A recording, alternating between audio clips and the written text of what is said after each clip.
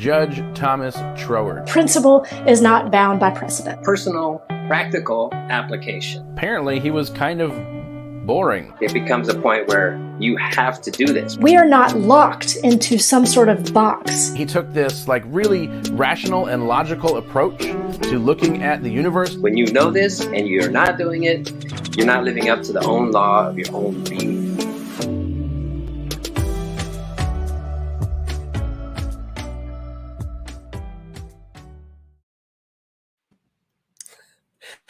Got me cracking up already, Reverend Dan. That's good stuff. Welcome, everybody. This is our weekly episode of Truth Be Told. We are doing it old school. The roots, there it is. So we are looking at some of the foundational people of the inspiration for the New Thought movement, and it's been a lot of fun. I want to start off tonight just by saying thank you, everybody out there that's been watching, that's been supporting in the multiple ways. We appreciate you, and we want you to let us know how you're doing. Keep coming back. It's been a wonderful experience, and you are very much valued. That being said, tonight we are talking about Judge Thomas Troward. It's been said that maybe 50% of Science of Mind is based off of Troward's stuff. So obviously very influential. Pretty wise man and somewhat difficult to read at times. I thought Ernest Holmes had, some challenging moments, but Troward steps right up there. Maybe that's where Ernest Holmes got it from. I don't know. But we're going to look at some different ideas. This all month long, we are looking at the roots of Science of Mind, religious science, New Thought, and really this stuff has been influencing the way that people seeking spiritual paths these days. It all really comes back to these people. They were the way showers, and that's worth taking a look at, dissecting it, finding out how to apply it, and thinking about where would we be today if those same thought leaders were here with us now. So it's been a lot of fun. We appreciate you. And without further ado, just sit back and enjoy this episode of Truth Be Told.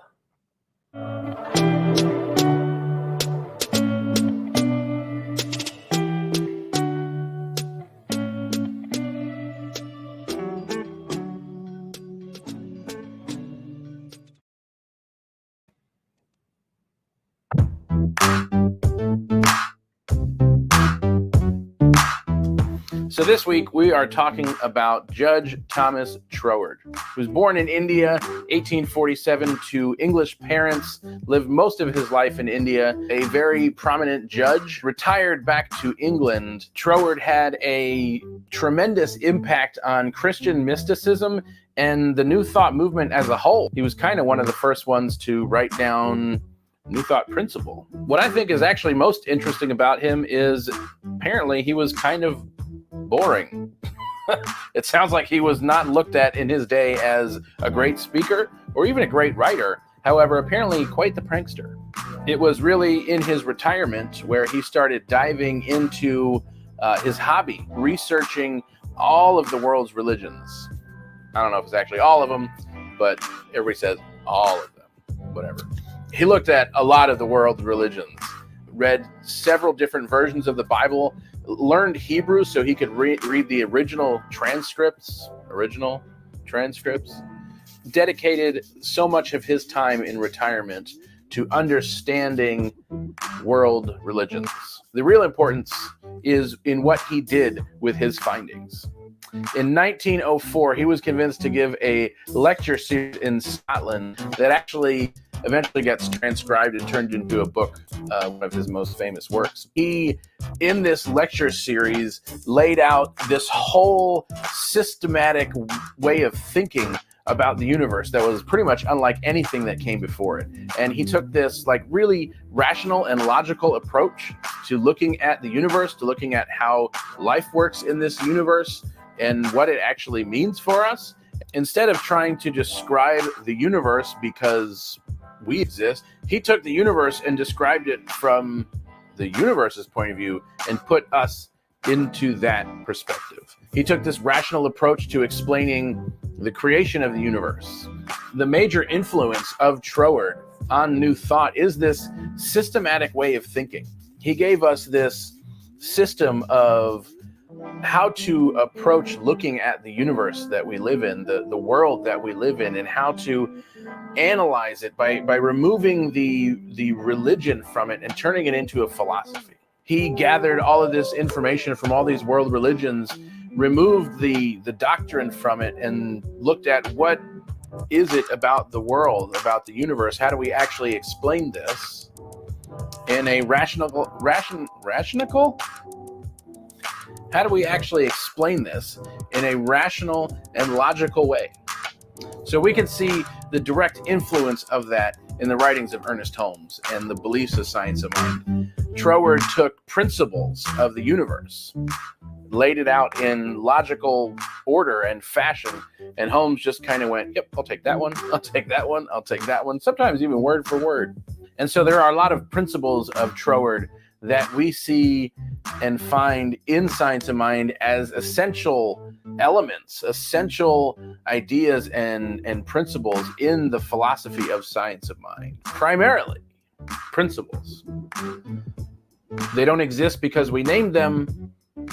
Principles exist because we were naming the way the world works. Troward was naming the way the world worked, the way the universe worked, and our nature, our involvement in that, how we belong to the universe. After careful deliberation, it appears to me no better starting point could be selected than the relationship between spirit and matter. Troward talked a lot about the livingness of life, the degrees of aliveness. We may not necessarily agree with that so much today, but it was a very different way of looking at life and how we as people fell into this, what we now understand as the great chain of being. He defined life as a unity. It cannot be limited to any one portion of space, but must be limitless as space itself, and that the idea of any portion of space where it is not is inconceivable. The entire whole must be present all the time. You cannot have two infinities, for then neither would be infinite. Each would be limited by the other, nor can you split the infinite up into fractions. The infinite is mathematically essential unity. And therefore, we must be in a unity. We must all be one, all present, all the time. Life is unity. One of my favorites, well, two of my favorites, actually. The first is Troward outlined what Holmes then called the creative law. Troward outlined this idea of this creative force behind life, this thing that listens to our desires, hopes, thoughts, feelings, and then condenses them down enough until it actually creates form, that these thoughts actually create something in this world. And second, in my list of favorites from Troward, is his discussion on objective and subjective mind, and how we utilize thought differently depending if it is conscious thought or unconscious thought, and how that is then played on by this universal law and how that creates. Way more than we can go into all of the details for now. Super important influence, between 25 and 50% of Holmes's writings, according to Holmes and how it has gotten passed on down, is credited to Troward's work. So really important dude, and we wouldn't be here without him.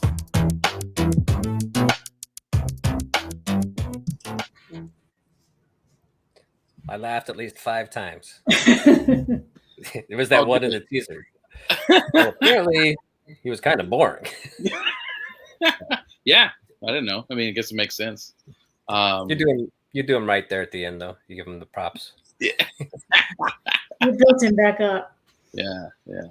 You know what? I mean, Go ahead. I was just say, for a boring dude, man, he had such an influence. It was kind of weird to see, like, people didn't think he was a good speaker. People didn't think he was a good writer at his time. Like, he just got, I don't know. I mean, I wasn't there, but it sounded like he got kind of glossed over a bit. And now it's like he's one of the most prominent historical figures in the movement. Whoa, okay. Well, I wonder if he got glossed over because he was just so far beyond. I mean, when you were talking about his idea of like the logical principles of the universe and just kind of expressing those, to me, it was like, wow. I mean, like, how did he come up with that? Like, just as in his own like knowingness and his own just observation. I mean, that's just like beyond my comprehension to really, for him to sink into this understanding of the principles of the universe and these things that function with such regularity. And I guess maybe it's just talking less and observing more. So maybe that's a lesson I need to take on. Well, it's interesting reading his work. So like the Edinburgh lectures, it's literally like a transcript of his lectures, right? It's word for word. And supposedly that people who were present, the people who were present for the lectures were like some of his followers, maybe friends, I'm not really sure. But apparently the experience was like what he was up there saying was just like over everybody's head. Like nobody understood what he was talking about. And so when you read it, like Chris was saying, it's like in the intro there, it's like, yeah, this reading is really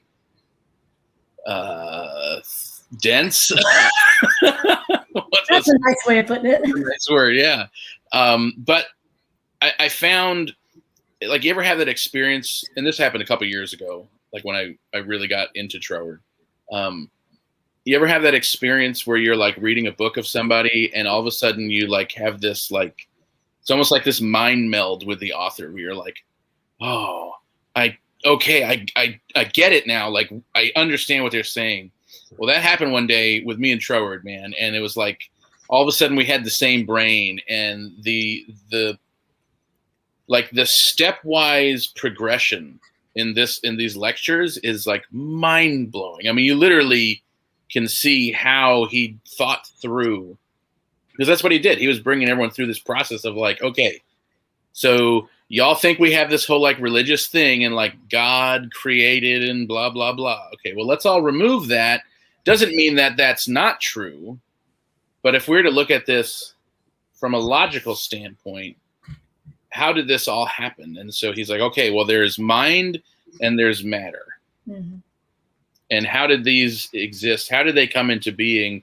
How do they relate to each other? And it's fascinating because it literally goes, it's like, okay, so for all you science people, you know, which I'm like, I am a prove it to me kind of guy. So prove me now. Prove me now. You know, I like the talk is his understanding of the livingness of life. Because I think that for some reason we think that we're at the center of all of this, but this whole idea of like this varying degrees of life and how that, I don't know, it just gives a lot of texture to life, that life is not this kind of one-dimensional thing, that what happens to me in my experience, but it's like this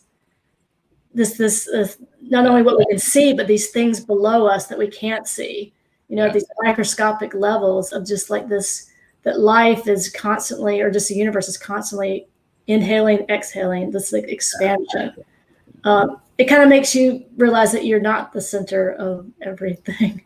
And it gives a lot of perspective to life in general and how you interact with people and interact with the planet and interact, you know, in your daily life.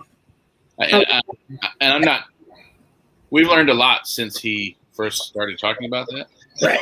So we even have like a wider perspective now. I mean, he as much as he talked about the livingness, he did still like scale it all. And like, he talks about like the livingness of a goldfish or the livingness of a puppy and then the livingness of a human. And like, clearly his perception was we were far superior than the goldfish. Right. Which is funny. But yeah, I mean, it started that conversation, at least. I don't know if that conversation existed beyond Troward and early metaphysics, but it certainly started that conversation in metaphysics of, you know, life exists like all of the molecules.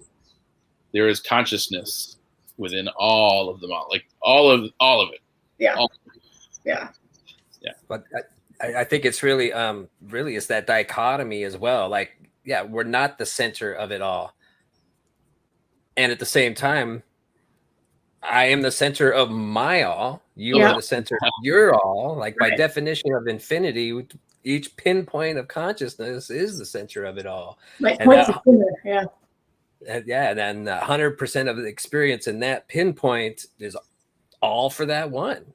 You know, whatever we choose to give our attention to around the world or out in space or whatever, like that's my world. So it's almost like that idea, you know, like nothing exists behind me because I can't see it Right. in my world, which, you know, is far out there. But in like my realm of experience, it's kind of essentially it amounts to the same.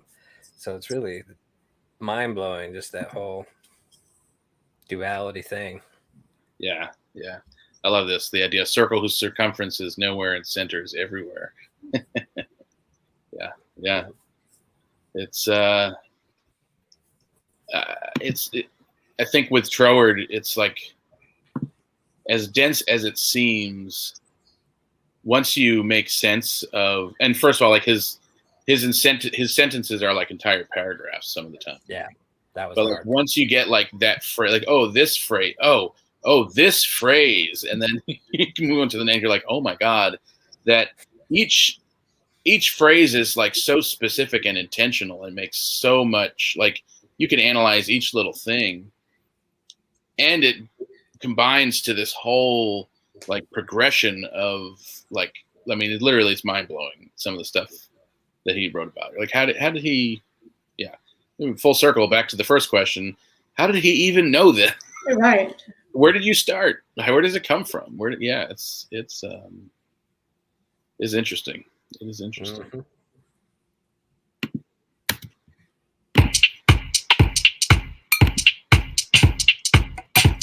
Judge Thomas Troward and personal practical application.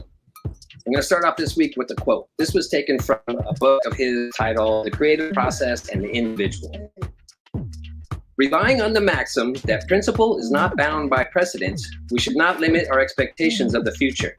And if our speculations lead us to the conclusion that we have reached a point that we are not only able, but that we are also required by the law of our own being to take a more active part in our evolution than heretofore.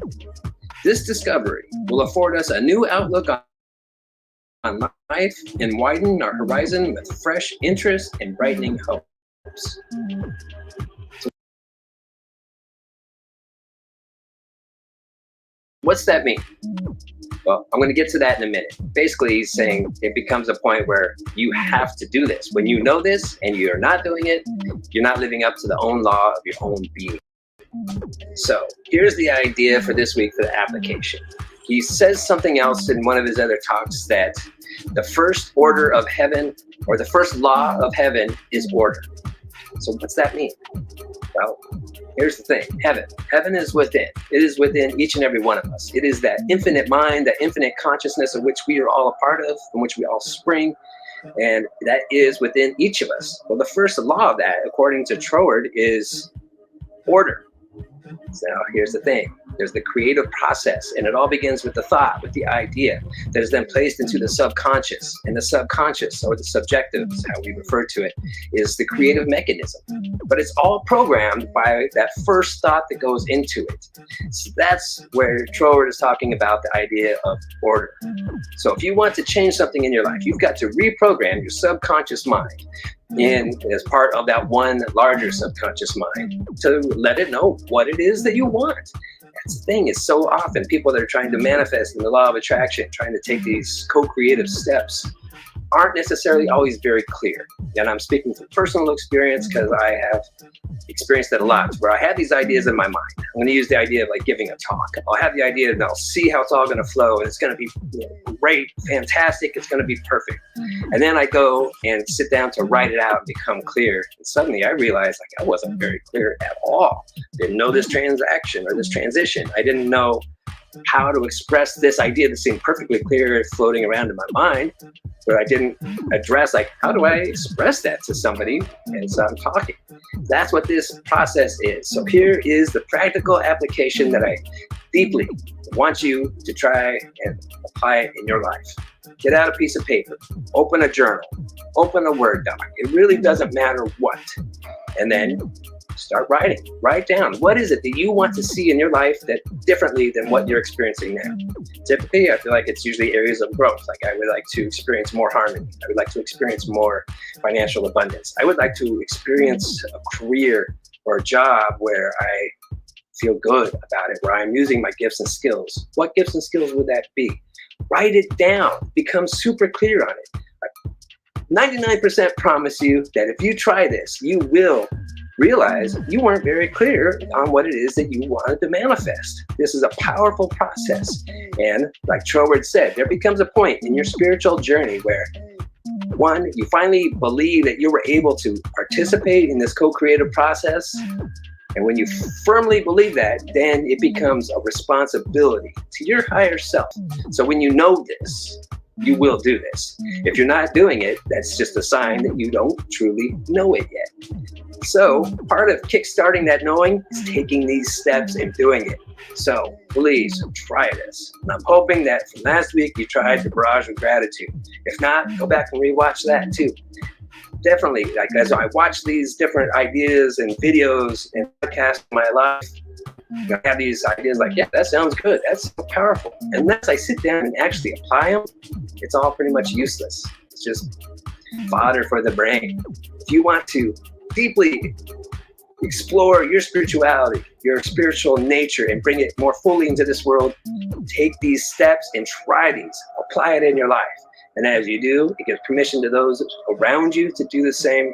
And it helps you demonstrate what you know on a deep level. This will help you bring it into the world. Hope you like it. Have a wonderful rest of your week. And I'd love to hear how it goes. Leave us a comment. Tell us, what did you write down? What did you discover about yourself? Let us know. Have a great week.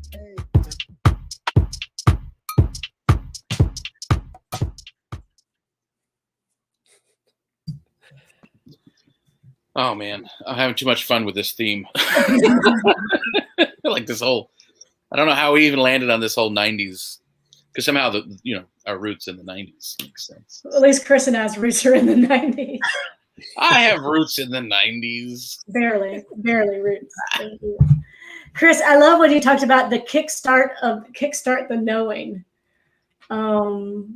Yeah, because like for me, it's like a lot of times it's like this intellectual, like, oh yeah, that's a good idea. That's a good idea. Yeah. And then it just kind of sits there. It doesn't really go anywhere. Mm. And so then I have like this whole head knowledge of things. And so when things come into my experience that I can actually apply what I know, there's a disconnect between like that knowing and that this kind of knowledge, and then that knowledge that has action to it. So I liked that. And I think knowing is like that. It seems knowing for me is like this knowledge that has action to it. And so I like how you encourage us to take that step. It's not just about knowledge, but it's about the knowing, which is that deep understanding that what I know is also something that can be manifested in my experience, but it's through that action. Kickstart the knowing. I'm going to write that down for sure. That's a shirt coming up. That's a t-shirt. That's definitely a t-shirt. Kickstart the knowing. Yeah, I mean, really, like working with the two of you, making these videos each week, like how powerful has that been? Like I've gone, like these are subjects, we've been studying for years, but until you're forced to express it and make it clear for another person, like I had no idea how it's garbled, not necessarily garbled, but it's just like it's here and I know it's there. But then as I go to express it, it's like word vomit. And then you have to, like, in order to really be able to express it and get clear on it, like you have to explore it, write it down, hash it out, that there's a whole nother step there that's really, really powerful experience.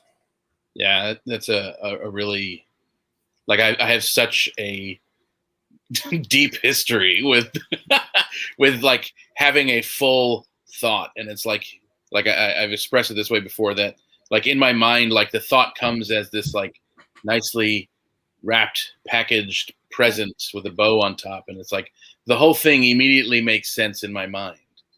It's like, yeah, oh, that of course. And then you try and explain that. It's like, this, and people are like, well, I'm like, what do you mean you don't understand? It's so clear. Why isn't this obvious? Why isn't this obvious? And trying to, it's like, man, I wish we could just like USB port connect to each other and like, do you get it now? Or like, what's the Harry Potter with the wand thing, right? I mean, yeah, I totally get that. Like the clarity that comes, and even the clarity, like you're saying about doing these videos, like, am I clear enough that I'm okay for this to be recorded forever? Am I that clear? Are you YouTube clear? Right. That's the measure now, YouTube clear. Yeah, right. Yeah. For sure. All right. Is it a lull? Do we have a lull? Lull. It's a lull. We have a lull. It's you. It's a processing lull. Yeah. All right. I think it's time for more. Yeah, man. Go for it. Awesome. Oh, is it like? Oh, it's like me more. Yeah, it's you. We're me waiting solo. for you. Me solo me more. I like it. Good. I was about to play another video. So yeah, we are having a ridiculous amount of fun doing this job. We couldn't imagine doing anything else, and we are so happy to be able to do this with and for you. And so, yeah, I actually want to just take this moment to invite you to join in and participate more. We have so many ways available now. We've progressed so much in the last 36 weeks of doing this. If you haven't been to the website, you can certainly do that. I'll pop it up here on the screen. Go to the website, check it out. There is so much for you there, so many different ways for you to get involved. We have all of our events during the week. Truth Be Told on Tuesday, Unwind Wednesday, meditation with Chris Wednesday nights, The Gathering on Thursday with all of us. We have a brand new evergreen content series, a whole page dedicated to the first steps in getting started on this journey, or refreshing your knowledge on the content. Like we've learned, even having done this for many years, there's always more to learn in it. So go check out that page. It's called Getting Started. That is all that you need to begin this journey, and certainly more to come on that. And a quick little teaser, we have coming up in the very near future a brand new opportunity for people like you and us to get together in person, no matter where you are. So stay tuned for that. It doesn't even have a full name yet, but it's coming soon. So we definitely want you to be involved in what we're doing. So go check out the website, get involved in whatever way works for you. Sign up for the email list for all the updates. Check out our Facebook page and group, Instagram, all the social media stuff. We are so happy to be here with you doing all of this. And so let's jump back in.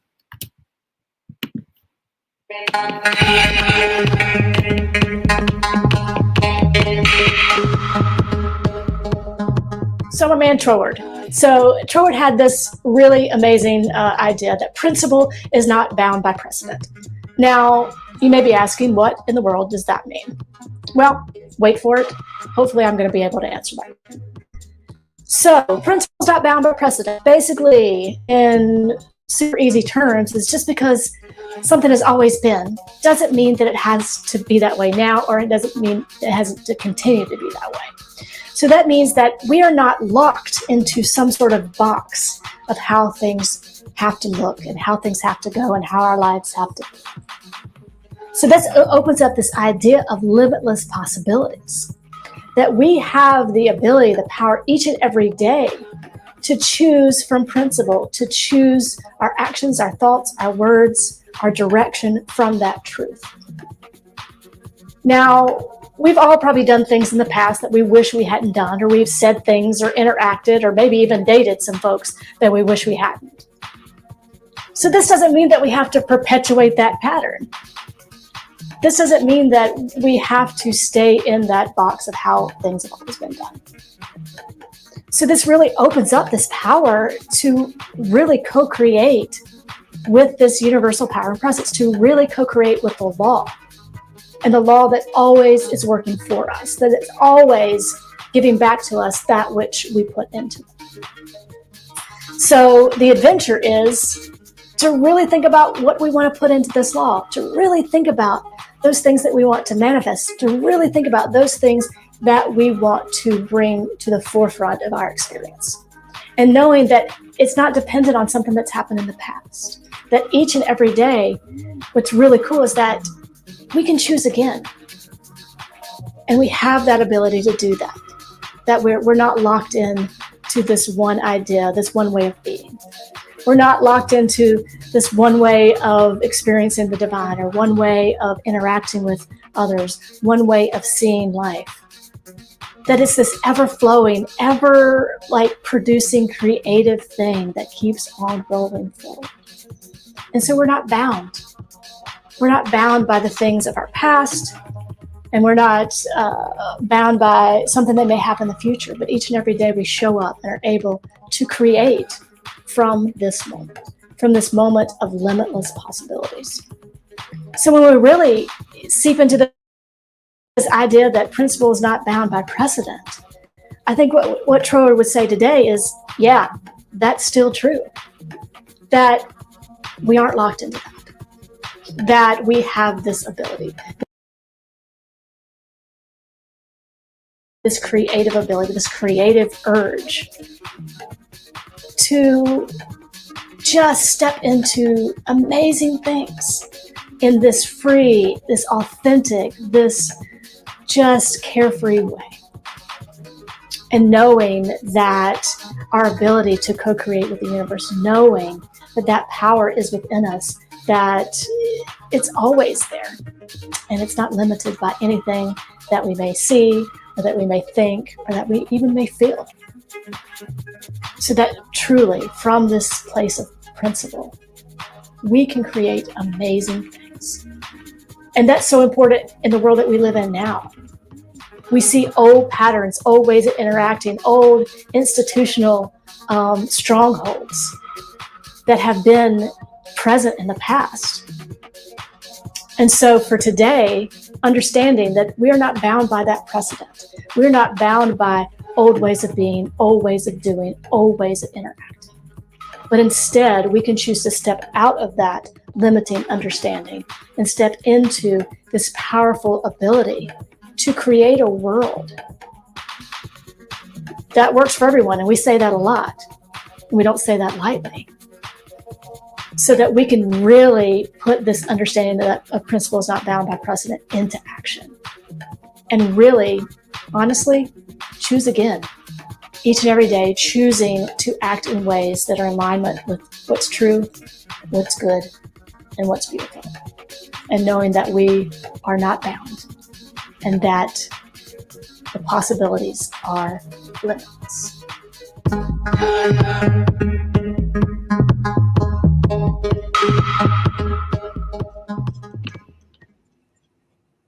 That was great. Yeah, that was awesome. I just had this stupid moment of irony.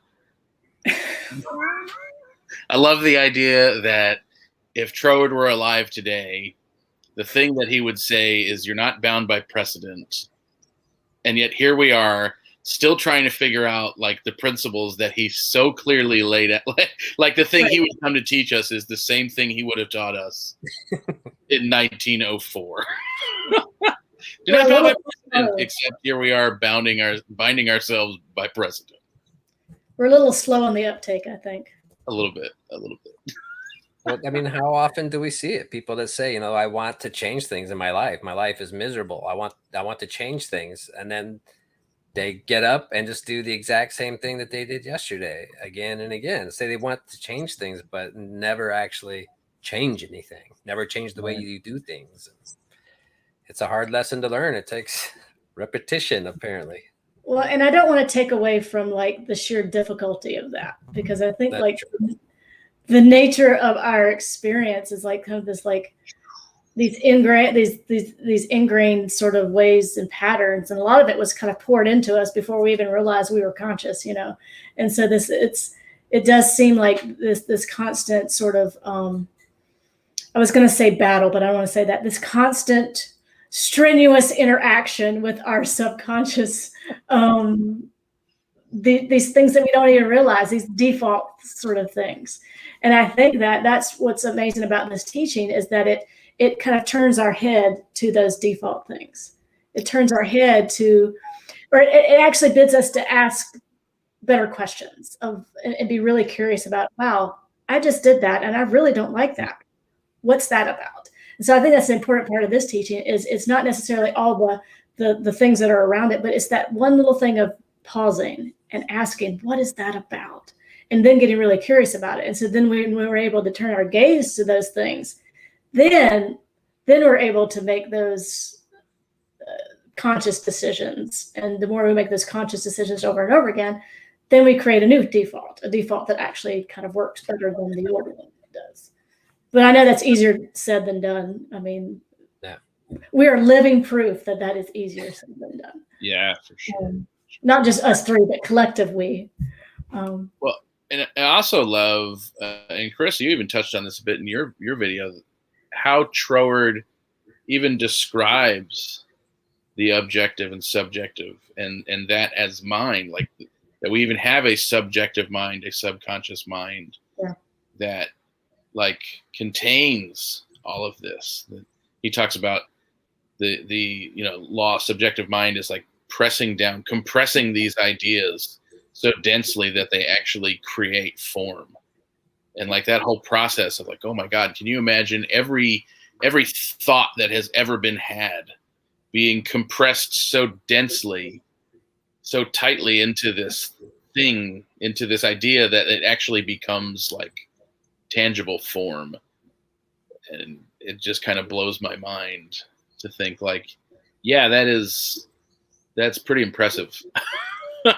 And the fact that we're still like, we're trying to then pick out thoughts from this so densely compressed, like it's, imagine if thought gets compressed that densely, that we're then trying to go and pick out like one unconscious thought out of that compression of whatever it then is at that point, right? Like we're trying to remove that memory or that idea from this packed down, because that packing down is what law uses to create the form, the expression, right? And so it's part of the packing down that actually makes it harder to, I think, harder to then remove. But without the packing down, it wouldn't work. We wouldn't have a creative process. Right. So it's like, oh man, yeah. Like no wonder it's taking us hundreds of years to like unwind ourselves from that stuff. Yeah. And it doesn't mean we don't stop, right? Right. I think that speaks strongly to the idea again of just, that practice of writing it down. Like the more clear you get on the thoughts that you are trying to manifest in your life, the more clear you get on that when it gets all condensed down. Like the thoughts that come in there with clarity and feeling and a knowing behind it, they're going to overpower, so that those little subconscious ones that you have to pull out, they become kind of minuscule compared to the intensity of the clear thought, the ordered thought. Yeah. And it is interesting. It is interesting to see, like, so Holmes and Troward talk about the subconscious and subjective differently sometimes. So Holmes at times uses the two terms interchangeably, and Troward tends to, there is a universal subjective but local subconscious. And so we each have, like, this local subconscious is like our personal version of subjective law. And so they do kind of overlap or whatever. And so it's interesting to see, how I think the evolution of this was, at some point it was necessary to be picking out those ideas from your subconscious mind. Mm-hmm. And we certainly need to keep doing all that. But I think more recently, this idea of literally like picking apart the subjective, like the collective unconscious, seems to be a newer idea. And that shit is dense. And now I get it. Like, I get why, like, we're constantly compressing this into form. Oh my God. Yeah. So lots of good work to be done. Well, and then and just by like that understanding that we demonstrate that we can compress a lot of like positive things that we want, and just the power of it. I mean, we're witnessing the power of some of the less desirable things, and just think if we could just kind of flip that. And I think we are kind of like, it's kind of like turning a cruise ship, though. It's kind of like it doesn't turn on a dime. But just imagine like that power when that flips, of then compressing those things that are like the truth, those things that are so in alignment that, I don't know, poof, we'll all be gone. I mean, it's just this like amazing, I don't know, it just would tip the scales. Yeah. For sure. Well, and honestly, I think you could probably make a pretty good argument that is a process that has starting to become evident, that yes, we are seeing a whole lot of stuff unlike that because it's all bubbling up. Yep. Because it's in there, but it's bubbling up because we are pressing down this new truth, this thing unlike that, which is, it just had this image of like, you know, that thing as a kid with like the Play-Doh and it pumped out like, press and it pumped out like all the squigglies. Yeah. We're doing that to truth. We're Play-Doh pressing the truth out of subconscious or something. Oh no, that's going to be like ingrained in my brain. Yeah, you're welcome. Beautiful. Yeah, it's a beautiful metaphor. It's a great metaphor. Yeah. Good stuff. Good stuff. Yeah. Well, thank you everyone for spending some wonderful time with us tonight. We had so much fun. If you can't tell, we have a lot of fun. So if you'd like to have some more fun with us, maybe explore some Troward a little bit more and kind of see what everyone else has to say, join us on Thursday nights. It is an amazing time for some really deep conversation. And it really has been just a transformative experience for me and for like everyone who shows up. And so the Soul Evolution Collaborative is supported by people like you. And if you would like to help us financially support this ministry and all the fun we're having, you can find the donate button at soulevolutioncollaborative.org. All donations are tax deductible and greatly appreciated. So if you'd like to have more information, hop on over to the website, soulevolutioncollaborative.org. You can find all of our events. You can find the sign up for the gathering, the sign up for meditation, and some really kind of amazing videos, if we do say so ourselves. We had a lot of fun making them and kind of getting started and getting to know us a little bit. So hop on over there. So we'll see you, some of you on Thursday night, and the rest of you, we will see you next week. Have a great week.